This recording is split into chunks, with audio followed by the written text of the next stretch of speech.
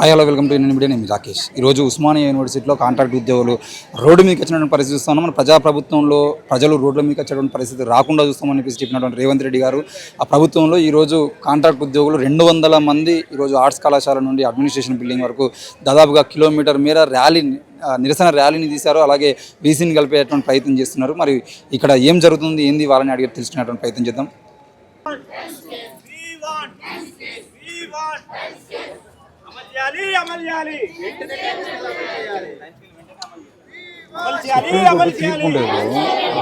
పన్నీతగా వేతనం ఇవ్వాలి సుప్రీంకోర్టు తీర్పు దాని డిమాండ్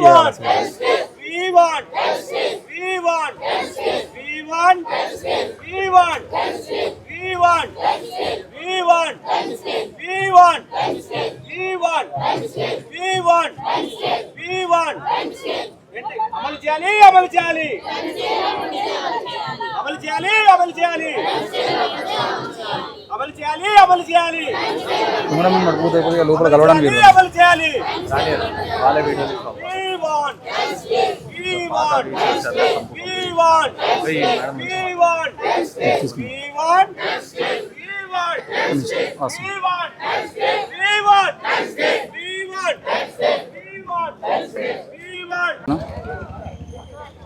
అమ్మ, మీరు ఇక్కడ ఏ పని చేస్తున్నారు, ఎన్ని సంవత్సరాల నుండి చేస్తున్నారు? మేము గత 13 సంవత్సరాల నుంచి ఉస్మానియా యూనివర్సిటీలో పనిచేస్తున్నాను సార్. నాకంటే ముందు నుంచి 15 ఏళ్ళు 20 ఏళ్ల నుంచి చేస్తున్న వాళ్ళు కూడా ఉన్నారు ఇక్కడ. ఈ చాలాని జీతాలతోటి మాకు ఇబ్బందికరంగా ఉంది. ఇవి జీవితం సాగాలంటే మాకు కొంచెం మినిమం స్కేల్, టైం స్కేల్ అన్నది చేస్తే మాకు జీతాలు కొంచెం పెరుగుతాయి కాబట్టి మేము ఉండగలుగుతాము హైదరాబాద్లో లాంటి సిటీలో అని మేము ఇవాళ ఆర్ట్స్ కాలేజ్ నుంచి పొద్దున 11:30కు మొదలైంది సార్ మా ర్యాలీ. అడ్మినిస్ట్రేటివ్ బిల్డింగ్ వరకు వచ్చాము. బిల్డింగ్ ముందు స్లోగన్లు ఇచ్చి మాకు గత ప్రభుత్వాలు చెప్తున్నాయి, అంతకుముందు ప్రభుత్వాలు చెప్తున్నాయి. ఇప్పటి వరకు ఏమీ మాకు పెంచలేదు. గత ప్రభుత్వం వాళ్ళు ఏఆర్సీ ఇచ్చినప్పుడు మాకు పెంచుతామని చెప్పారు, కానీ ఇప్పటి వరకు అది ఏమీ రాలేదు. మాకు మినిమం మమ్మల్ని టైం స్కేల్ చేయండి. ప్రభుత్వాలు అన్నీ వచ్చిన వాళ్ళందరూ ఏమంటారు, ఎలక్షన్ మూమెంట్ అప్పుడు మీ కాంట్రాక్ట్ అనే పదాన్ని రద్దు చేస్తాము, మిమ్మల్ని పర్మనెంట్ చేస్తాం అంటారు. కానీ ఇప్పటివరకు మమ్మల్ని ఎవరు పర్మనెంట్ చేయాలి, ఏ ప్రభుత్వం కూడా పర్మనెంట్ చేయలేదు. ఇప్పుడు టైం స్కేల్ చేస్తే కూడా మీరు మళ్ళీ తర్వాత పర్మనెంట్ అడుగుతారనే భయం ఉందనుకోవచ్చు వాళ్ళకి. అది చెప్పలేము సార్. అది ఎందుకంటే ఇప్పుడు టైం స్కేల్ అనేది ప్రొటెక్షన్ కోసం అని అడుగుతున్నాము. కాంట్రాక్ట్ ఎంప్లాయీని పర్మనెంట్ చేయము అని వాళ్ళే అన్నారు.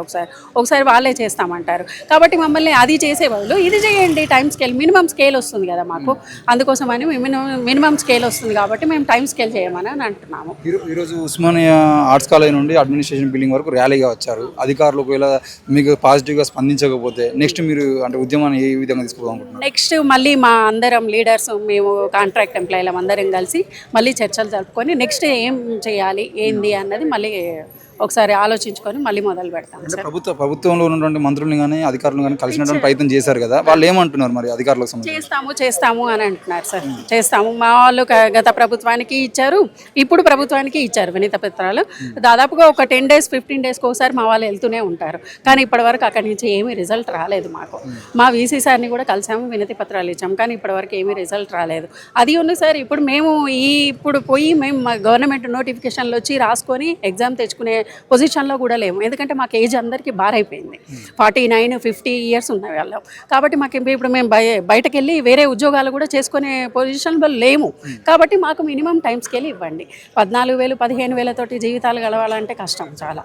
అందుకోసం మాకు మినిమం టైం స్కేల్ చేయండి. మమ్మల్ని మాకు వే ప్రొటెక్షన్ కల్పిస్తూ మమ్మల్ని ప్రొటెక్షన్ చేయండి. అంటే రేవంత్ రెడ్డి గారు మొదటి నుండి ఇది ప్రజాప్రభుత్వం ప్రజల కోసమే అని చెప్పేసి మాట్లాడుతున్నారు. ఆయన దృష్టికి ఈ సమస్యను తీసుకెళ్లారా? మీరు అధికారులంగా మాత్రమే కలిసామంటున్నారు కదా, రేవంత్ రెడ్డి దృష్టి తీసుకోవడం కోసం ప్రయత్నం చేశారు. అధికారులను కలిసారు సార్. రేవంత్ రెడ్డి సార్ దగ్గర వరకు ఇంకా వెళ్ళలేదు. మా వాళ్ళు వెళ్తారని అనుకుంటున్నాను నేను. కానీ వేరే వాళ్ళని మినిస్టర్లని వాళ్ళని మాత్రం కలిసారు. ఇప్పటి వరకు మా ప్రాబ్లమ్స్ అన్ని చెప్పారు. వాళ్ళకి వినతి పత్రాలు కూడా ఇచ్చారు. నమ్మకం ఉంది ఆయనను కలిస్తే అవుతుంది కావచ్చు సార్. అది ఒకసారి కలిస్తే మాకు అవకాశం ఇస్తే మేము కలిసి మావి కూడా ప్రాబ్లమ్స్ అన్నీ చెప్పుకుంటాము.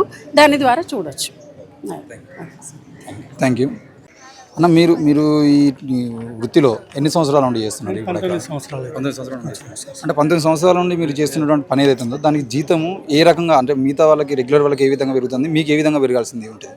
మాకు జీతం ఎప్పుడు పెరగలేదండి. లాస్ట్ 9 years బ్యాక్ మాకు ఇలానే స్ట్రైక్ చేస్తే ఎవ్రీ ఇయర్ 1500 or 15% పెంచుతామని అన్నారు. అది పెంచుకుంటూ వచ్చారు. ఇప్పుడు గత 4 సంవత్సరాల నుంచి అది ఆపేసింది. ఇంతకుముందు వైస్ ఛాన్సలర్ అది తీసేశాడు. ఆ 1500 కూడా పెరుగుతలేదు. ఇప్పుడు 7 ఉన్న శాలరీ ఆడనే ఉంది. ఇప్పుడు 4-5 ఏళ్ళు అవుతుంది అదే శాలరీ అక్కడే ఉన్నాం. ఇప్పుడు మా స్ట్రైక్ కూడా ఏంటి అంటే గవర్నమెంట్ నుంచి 370 పోస్టులు ఫిలప్ చేశారు. ఇప్పుడు ఫండ్స్ గవర్నమెంట్ మొన్న రీసెంట్గా మన సీఎం ఏమన్నారంటే ఫండ్స్ లేవు, డబ్బు లేదు అని ఆ లాంగ్వేజ్ మాట్లాడారు. మరి డబ్బు లేనప్పుడు ఈ 370 మంది ఎలా వచ్చారు? వాళ్ళకి శాలరీ ఇస్తలేడా? ఇస్తుండు కదా. ఇది నా క్వశ్చన్. మరి డబ్బు లేనప్పుడు వాళ్ళకి ఎట్లా ఇస్తుర్రు? మరి మాకు 20-25-30 ఏళ్ళ నుంచి చేసే వాళ్ళకు ఒక స్టెప్ వైజ్గా చేయాల్సి ఉండే కదా టైం స్కేల్. అట్లీస్ట్ మేము టైం స్కేల్ అడుగుతున్నాం. అది కూడా ఎందుకంటే ఇప్పుడు ఇలానే వాళ్ళకి ఫిలప్ చేసుకుంటూ పోతే చివరికి మాకు తీసేస్తాడు ఆ జాబ్ నుంచి. మాకు ఇప్పుడు జాబ్ సెక్యూరిటీ ఇంపార్టెంట్. మా జాబ్ ఏం దోకా లేదు అనడానికి మేము ఇది క్వశ్చన్. మరి అంటే ఈ 370 మంది తీసుకోవడం వెనకాల మిమ్మల్ని తీసేసే కుట్రలు ఉన్నాయని మీరు అనుకుంటున్నారు? ఎందుకు లేదండి. ఇప్పుడు మా మట్టుకు వదిలేయండి. ఇప్పుడు మీకే వస్తుంది ఈ డౌట్. ఇప్పుడు ఉన్న వాళ్ళకి తెచ్చుకుంటూ పోతే వీళ్ళకు మీతో మాకు అవసరం లేదా అని కూడా అనొచ్చు. రేపు మాకు ఫిలప్ అయిపోతున్నాయి పోస్టులు అనొచ్చు కదా. ఇప్పుడు ఈ 370 అయింది. మాకు ఇప్పుడు ఇంకో రూమర్ ఏంటంటే ఇంకో 500 వస్తున్నారని తెలిసింది. ఇలా అందరు వాళ్ళకి రింపుకుంటూ పోతే మా పరిస్థితి ఏంది మరి? అంటే ఈ 4 సంవత్సరాల క్రితం నుండి డబ్బులు ఏదైతే ఇవ్వట్లేదు, పెంచట్లేదు శాలరీ, దీనికి అంటే ప్రభుత్వం నుండి ఏదైనా వాళ్ళకు క్లియర్గా ఆర్డర్స్ ఉన్నాయా అధికారులకు, లేదంటే ఇక్కడ ఉన్నటువంటి అధికారులే కావాలని మిమ్మల్ని తీసేయడం కోసం కుట్రలు చేస్తున్నారు అనుకోవచ్చు, ఎట్లా అనుకోవచ్చు? వాళ్ళ దగ్గర డబ్బులు లేవంటారు. మా ఓజు బడ్జెట్లో ఫండ్స్ లేవు అంటారు. ఆ ఫండ్స్ నుండి అక్కడి నుంచి వస్తాయి కాబట్టి మన వాళ్ళు లేవంటారు. ఇప్పుడు సింపుల్ లాజికల్గా ఆలోచిస్తే వీళ్ళకి ఇచ్చే జీతం మాకు ఇవ్వచ్చు కదా. ఇంకోటి ఏంటంటే ఇప్పుడు ఒక్క అసిస్టెంట్ ప్రొఫెసర్ ఆర్ ప్రొఫెసర్ ఎవరైనా ఒక్కరు రిటైర్ అయితే ఆ ఒక్కల శాలరీలకి ఒక 5 మందిలకి టైం స్కేల్ చేయొచ్చు. ఒక్కల శాలరీలకి అంత లక్షల శాలరీ నేను వాళ్ళకి పాయింట్అవుట్ చేస్తాను. వాళ్ళు రిటైర్ అయితే వాళ్ళ దాంట్లోకి మాకు 5గురికి చేయొచ్చు టైం స్కేల్. అంత శాలరీ ఉంటాయి వాళ్ళకి. ఇప్పుడు ఎవ్రీ మంత్ మా దగ్గర రిటైర్ అవుతారు. ఓజు మొత్తంలో ఎవ్రీ మంత్ అట్లీస్ట్ 5 to 10 మంది రిటైర్ అవుతారు. మా పోస్టులు ఖాళీ అవుతున్నాయి కదండి. ఆ ప్లేస్లో మేము మాకు చేయమంటున్నాం అంతే. కానీ వీళ్ళకి కూడా వద్దంటలేము. కొత్తగా నోటిఫికేషన్ తోటి వచ్చేటోళ్ళకి మేము వద్దంటలేము. మాకు చేసినాక ఎలాగో మిగులుతాయి పోస్టులు. ఆడ మీరు డైరెక్ట్ రిక్రూట్ చేసుకోండి వాళ్ళకి. మాకు నో అబ్జెక్షన్ కదా. మేము వాళ్ళకు వద్దు మాకే ఇయ్యని అంటలేము. మాకు ఇచ్చినాక మిగులుతాయి వాళ్ళకి ఇవ్వండి. కానీ ఫస్టే వాళ్ళకి తేవడం ఎందుకు? అంటే ఓన్లీ మీది ఇప్పుడు రెగ్యులరైజ్ చేయమని చెప్పేసి ప్రధాన డిమాండా, లేదంటే ఓన్లీ టైం స్కేల్ పెంచడమే ప్రధాన డిమాండా? రెగ్యులరైజ్ స్ట్రైక్ చేసేసి అలసిపోయాము. ఇప్పుడు మేము జాబ్ సెక్యూర్గా ఉండడం కోసం టైం స్కేల్ అడుగుతున్నాం. అధికారులు ఏమంటున్నారు మరి? అధికారులతో మాట్లాడే ప్రయత్నం చేసిరా, లేదంటే ఈరోజు ఎందుకంటే గేట్ క్లోజ్ చేసి ఉన్నాయి కదా, ఇంతమంది పోలీసులను మోహరించారు అంటే అధికారులు స్పందించడానికి ఇష్టపూర్వకంగా లేరా, లేదంటే ఈ సమస్య పెద్ద ఇష్యూ తీసుకోవట్లేదా? ఇప్పుడు మా అధికారుల దగ్గరకు పోతే మన దగ్గర ఫండ్స్ లేవు మీకు తెలుసు. ఏమన్నా ఉంటే మీరు అక్కడ గవర్నమెంట్ దృష్టికి తీసుకెళ్ళండి. అక్కడి నుంచి స్పందన వస్తే మేమేమైనా చేస్తామని వీళ్ళు అంటారు. అక్కడ కూడా పోవడం జరిగింది. అందరు హయ్యర్ ఎడ్యుకేషన్ అందరు కలవడం అయింది. అక్కడ వాళ్ళు ఏమంటారు, ఓయో అనేది అటానమస్, మీరు ఫిలప్ చేసుకొని మీరు ఇచ్చుకోండి జీతాలని వాళ్ళు అంటారు. అంటే ఫుట్బాల్ టైప్ అయిపోయింది. అటు తంటే ఇటు తంటే అటు. ఇదే నడుస్తుంది. ఏళ్ళ నుంచి జరిగేది అది. రాజశేఖర రెడ్డి సార్ ఉన్నప్పటి నుంచి నేను జాయిన్ అయినా ఆయన అయిపోయింది. ఇక మన కేసీఆర్ సార్ గురించి చెప్పని అవసరం లేదు. ఇక ఆయన అయితే ఫస్ట్ సంతకం కాంట్రాక్ట్ ఎంప్లాయీస్ మీదే పెడతా అన్నాడు. మరి ఎన్ని సంతకాలు అయినా ఇప్పటివరకు కానీ ఆయన ఇంతవరకు మా సంతకం తప్ప అన్నీ చేసిండు. ఇప్పుడు ఈ సార్ కొత్త సార్ వచ్చారు.